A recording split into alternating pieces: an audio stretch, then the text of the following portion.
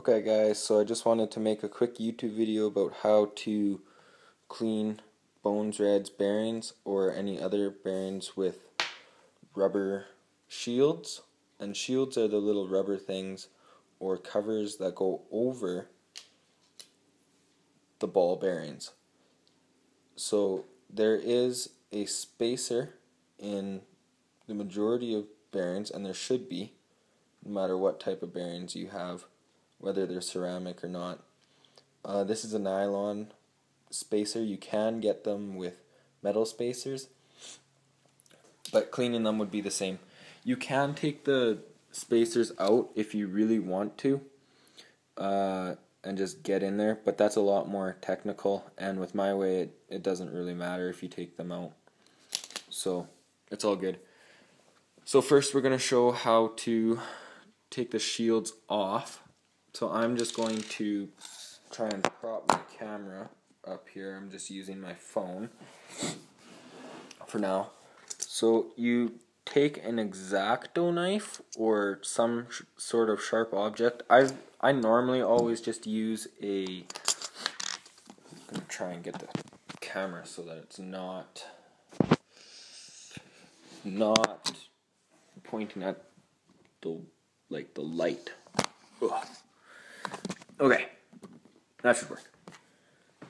Okay, so you get your sharp object, you get your bearing. You can use the safety pins or anything else.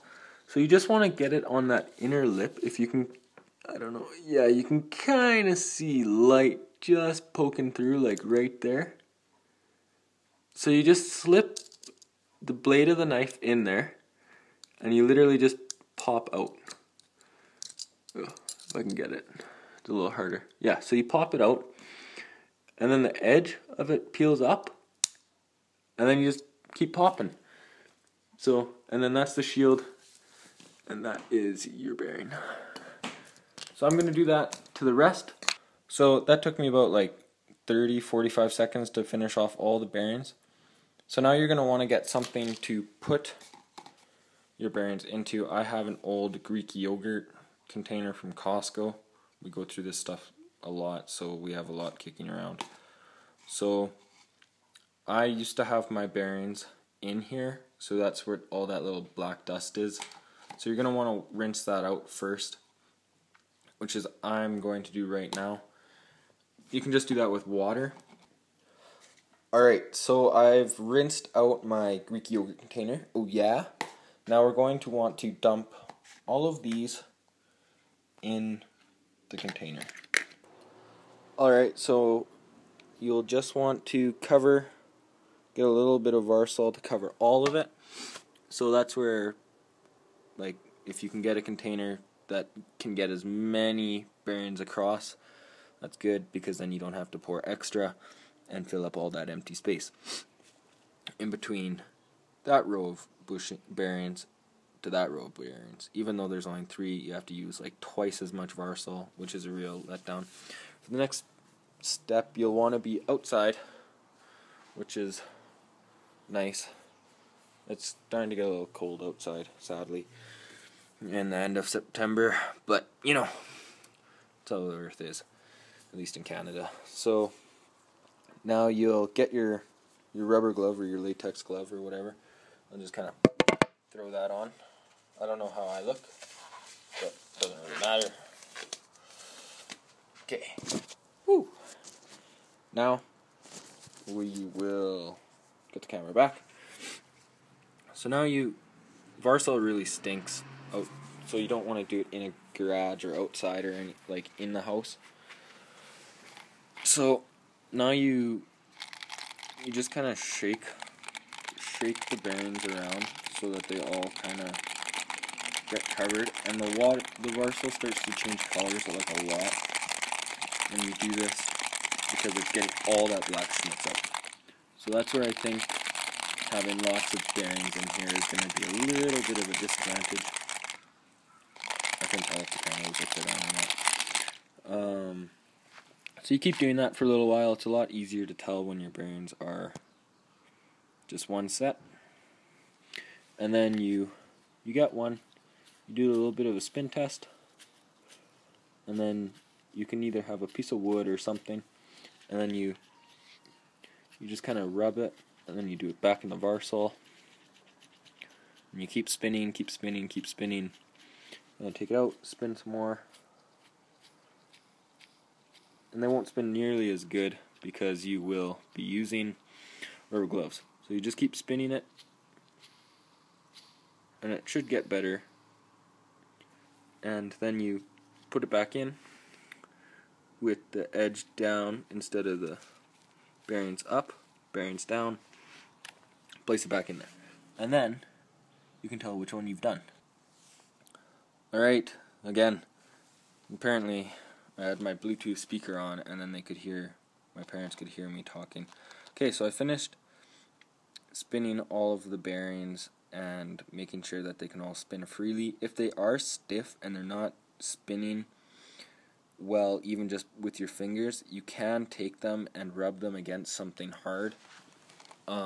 This is not the best, but I just use the concrete. You can get stuff in your bearings then, and then it takes a little while to get that out, but it's faster, I find, than rubbing it with your fingers and just using finger force. I suggest maybe getting like a piece of granite, like a granite slab, and just running it on that and making sure that's really nice and free of any debris, or a countertop, like a garage countertop or something, or even just a really smooth piece of wood. That would be good. Just nothing with a lot of debris. Like our patio's got lots of trash on it, so yeah. But now you know that all your bearings are clean, because there's none with the bearings up. You just, like, none of the ball bearings up. It's just the nylon shields.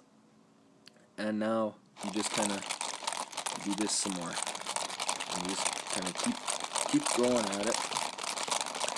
Just slow motions to make sure that they're all sort of moving around. I don't know why they're sticking on the bearings underneath. I think it's just like those two kind of by my thumb, they're just wanting to stick with bottom bearings. So you just kind of keep oscillating the Varsol,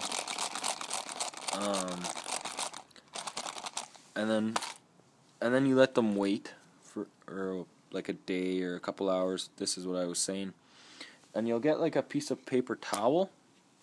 And again, this step you'll want to do in your garage or outside, but this is one of the more,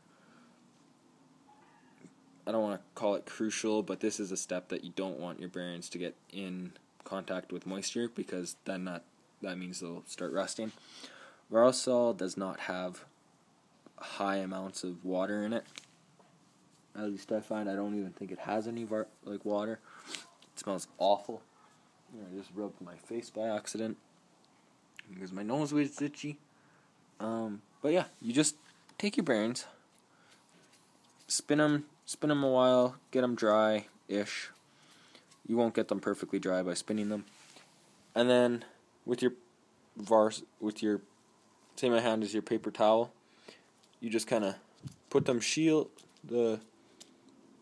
like that on the Varsol, on the paper towel, with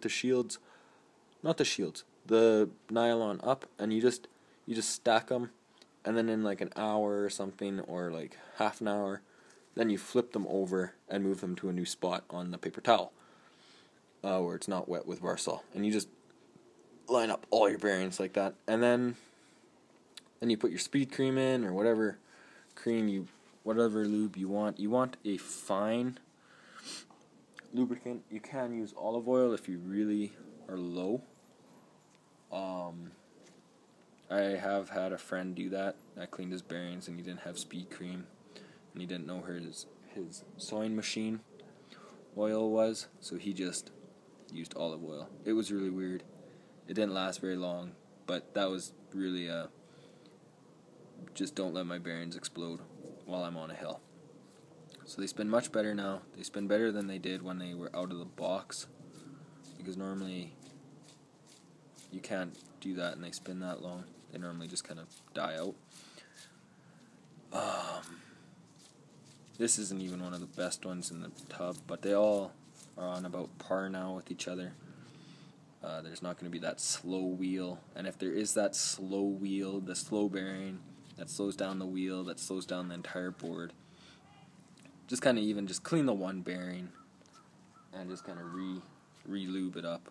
I just got speed cream, so that's one reason why I'm doing this. I'm going to clean the majority of all my bearings. I think I have 7 sets that I need to clean, sadly. Yeah, no, that's a lot. But yeah, you just kind of let them sit now. Put a lid on it. Let it sit. I'm gonna put it over right in that corner right there, underneath the plant, so it's not in high traffic area. It won't get kicked over. Won't get kicked on the step. Won't get kicked there. Won't be directly in the sun here. It won't be in my garage to stink it up. So it's just gonna stay in here, in this front patio area, and kind of stink it up there. And yeah, thanks for watching my video. Like, comment, subscribe if you have any feedback. I got some Varsol on this table, sadly. I'm not supposed to. Also, do this without fear of wrecking your bearings. When I first did it, I was really scared to take the shields off because I had never cleaned my bearings before, and I was really scared about that because I didn't know if I could even take it off. But yeah, just if it's got like a rubber, it doesn't even have to be Bones Reds. I've done this with Sector 9, ABEC 5, ABEC 7, and ABEC 9 bearings, and it all works the same. I just like Bones because they're the cheapest for what they are. I'm planning on getting some seismic bearings when I go to California. Hopefully I can get them a little cheaper than here in Canada, because the Canadian dollar is higher, I think, and the US dollar is weaker. I'm not 100% sure on that right now, but apparently US stuff is supposed to be cheaper than the Canadian stuff at the moment. I hope it stays that way when I do get to California, and I can just get a bunch of stuff. This has been Mason Weiss. Thanks for watching the video, and leave a comment if you have any questions or you want to suggest future videos.